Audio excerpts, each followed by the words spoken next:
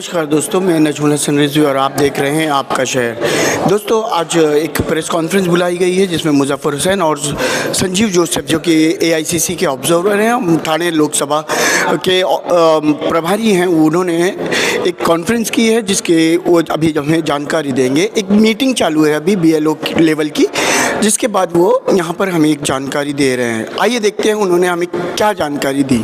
देखो, राजनीति में क्या होता है, इलेक्शन के वक्त में जिस पार्टी का ग्राफ बढ़ता है तो लोग ताबड़तोड़ ट्रेन बदलते हैं। अपने रेलवे स्टेशन पे खड़े रहते हैं। फास्ट ट्रेन आ रही है 5:05 पे, स्लो ट्रेन आ रही है 5:04 पे, तो अपन रुकते हैं, फास्ट ट्रेन में जाएंगे, जल्दी विरार पहुंचेंगे, जल्दी चर्चगेट पहुंचेंगे।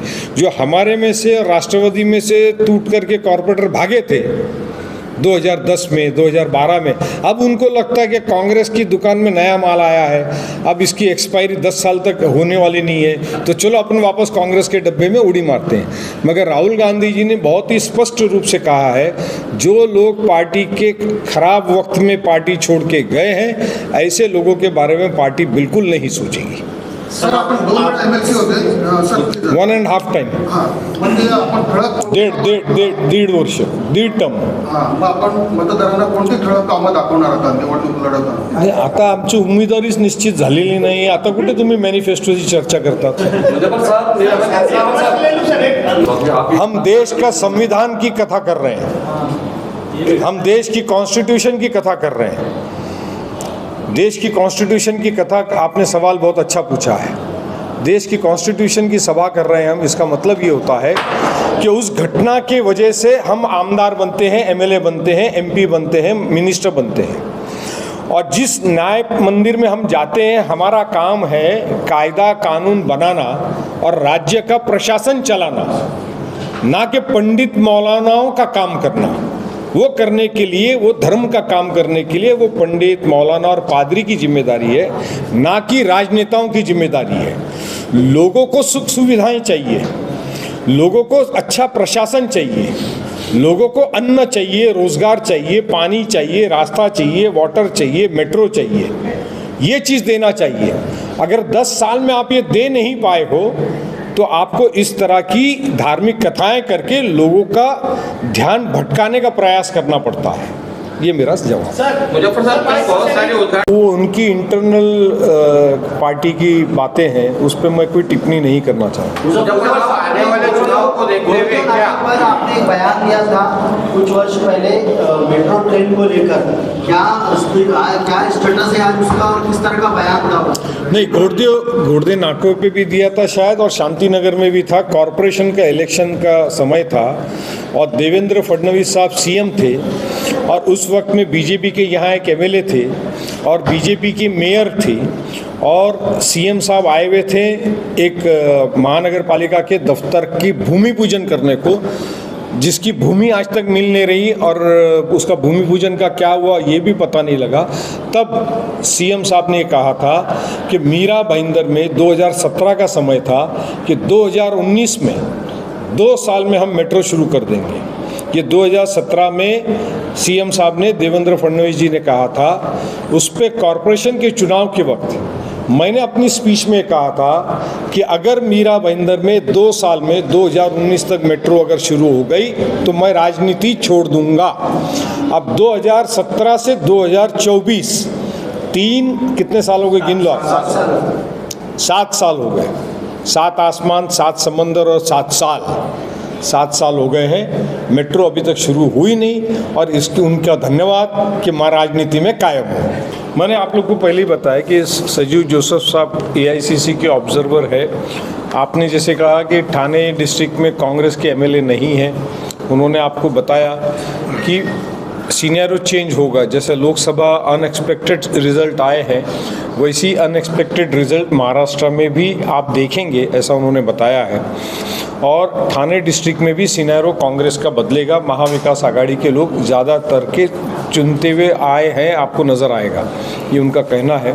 और बेसिकली जैसे मैंने शुरुआत में कहा कि उनका जो आना है वो असेसमेंट करना है ऑर्गेनाइजेशन को, और इसके लिए वो आए BLA, booth committees, district committees, frontal organization, cells, कि इनकी क्या सिनेरियो है, क्या कंडीशन है, कितनी हम स्ट्रेंथ में हैं, कॉरपोरेटर्स हैं, उनसे बात करना, इसके लिए बेसिकली वो आए हैं। सर, संगठन की अगर बात करें तो कांग्रेस की बहुत सारी नियुक्तियां आज भी खाली है, पदाधिकारी उस पर भरे भी गए, फ्रंटल से हो या कहाँ पर?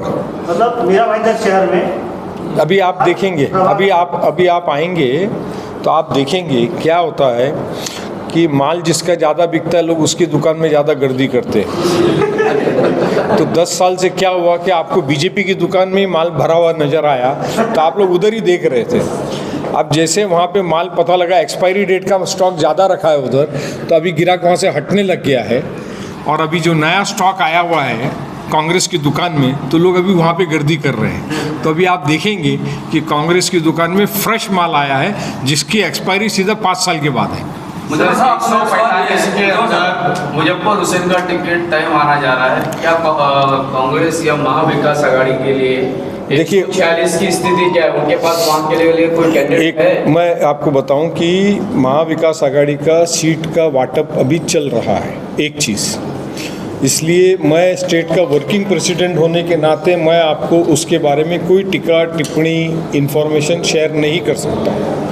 रही मेरे कैंडिडेचर की बात, मैं उसके बारे में भी आपको नहीं बोल सकता हूं क्योंकि मैं एक वर्किंग प्रेसिडेंट हूं, एक, और कांग्रेस का कैंडिडेट फिक्स करने का अपना एक प्रोसेस एंड प्रोसीजर है। District parliamentary board, state parliamentary board, central screening committee, NCWC, तो ये पूरा प्रोसेस अभी होना बाकी है। अभी सिर्फ डिस्ट्रिक्ट कांग्रेस कमेटी से नाम PCC ने मंगाया है। अब स्टेट पार्लियामेंट्री बोर्ड का भी डिसीजन बैठक होनी बाकी है। वो बैठक कब होगी? जब महाविकास आघाड़ी का सीट का डिस्ट्रीब्यूशन हो जाएगा कि 145 किसको जा रही, 146 किसको जा रही, 147 किसको जाएगी, 136, 137 भिवंडी, वसई, विरार, पालघर, मतलब पूरे स्टेट का एक बार महाविकास आघाड़ी का वो हो जाएगा तो स्टेट पार्लियामेंट्री बोर्ड बैठेगा। तो इसके लिए मैं उस पर भी आपको कुछ बोल नहीं सकता। हाँ, मगर ये बात पक्की है कि 146 हो मीरा भाईंदर के अंदर या 145 हो, यहाँ हम भले एक सीट लड़ते हैं या आधी सीट लड़ते हैं, मगर हमको काम दोनों पे करना पड़ता है क्योंकि शहर एक है। शहर एक होने की वजह से वातावरण जो शहर में बनता है वो महत्व का हो जाता है। उसका इम्पैक्ट 145 पे भी होता है, उसका इम्पैक्ट 146 पे भी होता है। महाराष्ट्र के अंदर लोगों को एक असेंबली लड़नी पड़ती है, हमको यहाँ 1.5 असेंबली लड़नी पड़ती है। महाराष्ट्र में लोगों को 325 बूथ संभालने पड़ते हैं, यहाँ हमको 750 बूथ संभालने पड़ते हैं। ये उसका फ़र्क है। मुजफ्फर साहब, ये बताइए, और सवाल है 145। जैसा कि आपने देखा कि मुजफ्फर हुसैन और संजीव जोसेफ ने जिस तरह की जानकारी हमें दी है, उन्होंने पत्ते तक नहीं खोले हैं कि क्या महाविकास आघाड़ी में क्या बात हुई है और क्या अभी तक चल रहा है। और BLO लेवल की आज मीटिंग में जो भी बात हुई है उस पर उन्होंने यहाँ पर चर्चा की है। कैमरामैन राजभर के साथ मैं नजमुल हसन रिजवी, आपका शहर के।